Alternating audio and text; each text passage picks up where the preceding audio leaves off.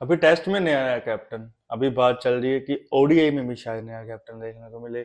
पिछले साल ये हुआ था T20 की कैप्टनसी के रिगार्डिंग, जब एकदम से हार्दिक पांड्या को हटा के सूर्य कुमार यादव को कैप्टनसी सौंपी गई थी। वो बहुत एक शॉकिंग डिसीजन था, लेकिन अभी तक उसके बारे में कोई ज्यादा बात नहीं कर रहा। तो स्वागत है दोस्तों क्रिकेट टॉक्स की एक नई वीडियो में। मैं हूं आपका होस्ट और दोस्त अभिजीत सिंह। तो ऐसे बात निकल के आ रही है कि हो सकता है ओडीआई में भी एक नया कैप्टन देखने को मिले। तो अगर ऐसा होता है ओडीआई में भी एक नया कैप्टन, तो क्या इंडिया उस रास्ते पे चलेगी कि हर एक फॉर्मेट में हर एक कैप्टन अलग हो। तो आज हम बात करेंगे इसी के बारे में कि तीनों फॉर्मेट में तीन कैप्टन होने चाहिए या नहीं, कैसे टीम वर्क करेगी अगर तीन कैप्टन होंगे, या कैसे टीम मैनेज हो सकती है, कितने कैप्टन बनाने चाहिए। तो शुरू करते हैं। अभी हमने देखा कि टेस्ट में शुभमन गिल को एकदम से कैप्टनसी सौंपी की, हालांकि उनका टेस्ट में अपना नंबर पक्का नहीं था। उनके बारे में बातें हो रही थी कि उनकी 30 की एवरेज है, 32 की एवरेज है, उनको कैप्टनसी क्यों सौंपेगी। तो चलो उनके लिए सीरीज अच्छी रही कैप्टनसी के बाद। तो निकल के आया कि उनकी बैटिंग परफॉर्मेंस अच्छी होगी, अभी इन फ्यूचर उसकी कैप्टनसी पे कोई डाउट नहीं करेगा, बिकॉज सीरीज भी लेवल हो गया।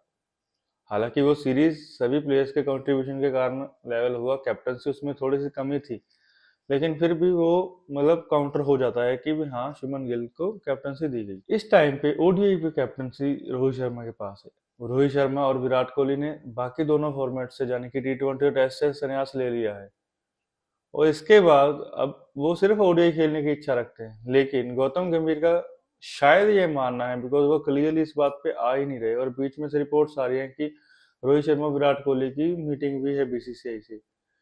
हो सकता है बीसीसीआई सेलेक्टर्स या फिर कोच गौतम गंभीर उनको इस बात के लिए फोर्स करें कि वो 2027 के वर्ल्ड कप से पहले पहले अपने रिटायरमेंट ले ले।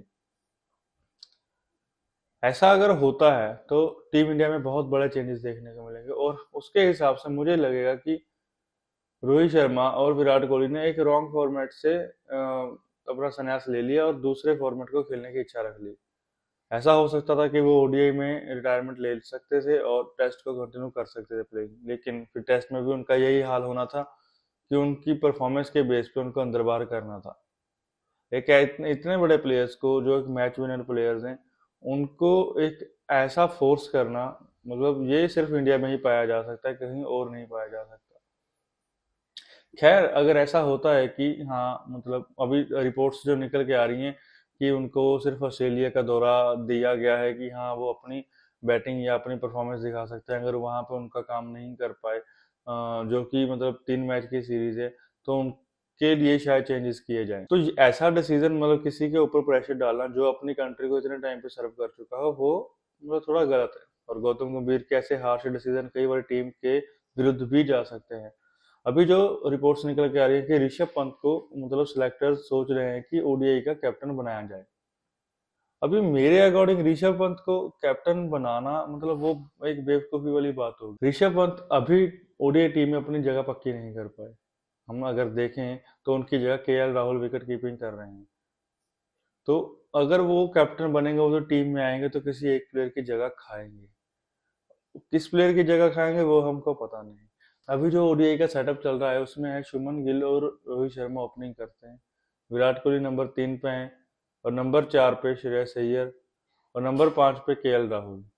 ये हमारे टॉप 5 थे चैंपियन ट्रॉफी में भी और वर्ल्ड कप में भी, और दोनों ही टूर्नामेंट्स में बहुत अच्छी परफॉर्मेंस निकल के आई। अगर हम देखें वर्ल्ड कप में श्रेयस अय्यर ने भी 500 से ज्यादा रन बनाए, विराट कोहली ने अनबीटन 700 से ऊपर रन बना दिए, रोहित शर्मा ने अच्छा परफॉर्म किया, केएल राहुल बहुत अच्छा परफॉर्म कर रहे हैं डाउन द ऑर्डर। उसके बाद अगर चैंपियन ट्रॉफी में बात करें, चैंपियन ट्रॉफी इंडिया जीता, उसमें श्रेयस अय्यर काफी अच्छी बैटिंग कर रहे थे, उन्होंने लीडिंग रन स्कोरर थे उस टूर्नामेंट के। विराट कोहली ने अच्छा परफॉर्म किया वहां पे।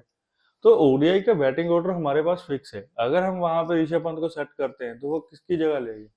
वो तो ऐसे ही होगा ना, अगर रोहित शर्मा या विराट कोहली अपना अगर बाहर जाएंगे टीम से तो वो आएंगे, और अगर वो आते हैं तो डायरेक्टली उनको कैप्टनसी सौंपी जाए। अभी तीनों फॉर्मेट्स में अगर तीन अलग अलग कैप्टन होंगे, अगर ऐसा होता है इसका है, तो अभी भी तीनों फॉर्मेट्स में अलग अलग कैप्टन, इससे प्लेयर के ऊपर क्या असर पड़ता है। अभी फॉर एग्जाम्पल ले लो कि जैसे जसप्रीत बुमराह है, वो तीनों फॉर्मेट्स खेलते हैं, जसप्रीत बुमराह, मोहम्मद सिराज हो गए, वो तीनों फॉर्मेट्स खेलेंगे।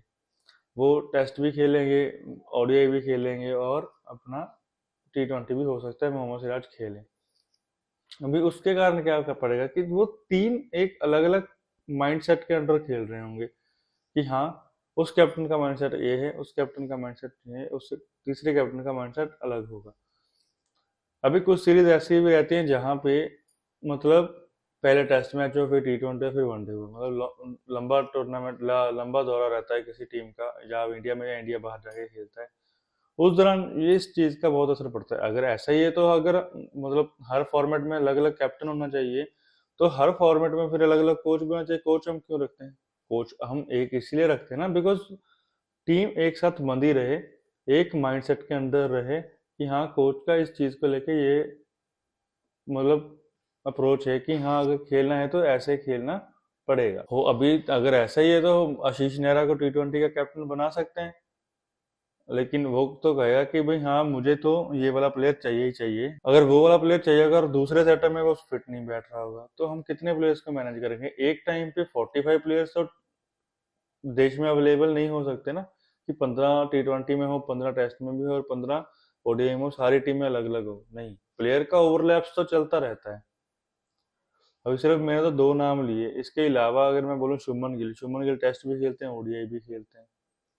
अभी उनको बात आ रही है कि अगर कैप्टनसी इस T20 सीरीज जो अभी आने वाली है अपना एशिया कप में, वहां पे उनको इंक्लूजन करने की बात हो रही है। अगर वो आते हैं तो सबसे पहले वो भी एक स्टूपिड डिसीजन होगा अगर शुभमन गिल को लाना है T20 में, बिकॉज नो डाउट वो अच्छा खेल रहे हैं, आईपीएल में अच्छा परफॉर्म कर रहे हैं, लेकिन अभी रिसेंटली जो टीम इंडिया T20 टीम पे रिलाई कर रही है, वो पिछली 5 सीरीज चाहे अवे हो चाहे होम हो, वो जीत के आई है। एक ऐसे सेटअप में जहां पे किसी प्लेयर के इंक्लूजन की जरूरत नहीं है, उसमें तो मतलब आप क्यों ही छेड़खानी कर रहे हैं? और इनके साथ तो ये वाला काम भी नहीं है कि एक्सपीरियंस एक्सपीरियंस तो शुभमन गिल का T20 में इंटरनेशनल में इतना हाथ रहा ही नहीं, सिर्फ एक 100 है। तो ये सारे जो चेंजेस, इतने ड्रास्टिकली चेंजेस हो रहे हैं टीम इंडिया में, और कैप्टनसी चेंजेस, वो कहीं ना कहीं टीम इंडिया को नुकसान देके जाएगा। आज नहीं तो कल देके जाएगा, क्योंकि प्लेयर्स फ्रस्ट्रेट होंगे और जल्दी अपना रिजाइन भी कर सकते हैं। इन चीज एक ट्रांजिशन टाइम है, वी अंडरस्टैंड कि ट्रांजिशन टाइम है, लेकिन वो सारी चीजें धीरे धीरे हो तो ज्यादा अच्छा है। अभी 2026 का T20 वर्ल्ड कप होने दो, उसके बाद टीम चेंज कर सकते हैं, उस तब तक यही खिलाओ। ओडीआई का भी ऐसा है, अगर दो प्लेयर आपके पास लेजेंडरी प्लेयर हैं, वो खेल रहे हैं, अच्छी परफॉर्मेंस दे रहे हैं, तो हमको क्या दिक्कत है कि उनकी एज 40 या 39 हो जाएगी? प्लेयर्स की प्लेइंग फिटनेस ज्यादा है। अभी विराट कोहली की फिटनेस पे तो कोई डाउट कर ही नहीं सकते। हाँ, रोहित शर्मा का है, रोहित शर्मा भी उतना फिटनेस तो शो करते हैं कि वो अपनी बैटिंग और फील्डिंग में अच्छा परफॉर्मेंस दे पाए। तो अगर कैप्टन बनाने ही है अलग अलग, तो ऐसा करना चाहिए कि ओडीआई और टेस्ट का कैप्टन एक हो और T20 का हम अलग रख सकते हैं। बिकॉज ओडीआई और टेस्ट का जो भी फॉर्मेट है, जो भी प्लेयर ओवरलैपिंग है, वो ज्यादा है। जो प्लेयर टेस्ट खेलते हैं वो ओडीआई भी खेलते हैं। हाँ, T20 का होता है कि सम प्लेयर्स की वो T20 स्पेशलिस्ट हैं, सम बॉलर्स T20 स्पेशलिस्ट हैं, जैसे वरुण चक्रवर्ती हो गए, वो T20 स्पेशलिस्ट है। अर्शदीप सिंह हो गया, अभी दूसरे उनको फॉर्मेट्स में अभी तक मौका नहीं दिया गया, तो अर्शदीप सिंह को हम बोल सकते हैं। ऐसे प्लेयर्स जो मतलब सिर्फ T20 के लिए ही बने, अभिषेक शर्मा उनमें से एक नाम है, वो मतलब एक एक कैप्टन के अंदर रहेंगे तो अच्छी बात रहेगी। अभी अगर हम बात करें कि दो फॉर्मेट्स के दो और कैप्टन हो गए, स्पेशली बॉलर्स के लिए बहुत नुकसानदायक रहता है कि अभी इस प्लेयर के माइंडसेट के साथ खेलना पड़ेगा। तो ये कहीं ना कहीं टीम में डिस्टर्बेंस पैदा करता है कि हाँ, ऐसा करके अगर हम चलते हैं तो प्लेयर्स की अप्रोच खराब होती है। तो मेरे अकॉर्डिंग रहेगा कि ऋषभ पंत को अभी ओडीआई से दूर रखें। जो सेटअप चल रहा है अच्छा है। अगर कैप्टनसी किसी को हैंड ओवर करनी है तो शुभमन गिल रेगुलर खेल रहे हैं। रोहित शर्मा और विराट कोहली के जाने के बाद शुभमन गिल को कैप्टनसी देनी चाहिए। और अगर रोहित शर्मा टीम से जाते भी हैं तो उनकी जगह जायसवाल को खिलाना चाहिए, बिकॉज वो लगते ही हैं तीनों फॉर्मेट्स के प्लेयर। और विराट कोहली की रिप्लेसमेंट को अभी ढूंढना मुश्किल है, लेकिन एज एन ओपनर अगर कोई प्लेयर रेडी हो चुका है तो जायसवाल को खिलाना चाहिए रोहित शर्मा के जाने के बाद। तो खैर, आज के लिए सिर्फ इतना ही।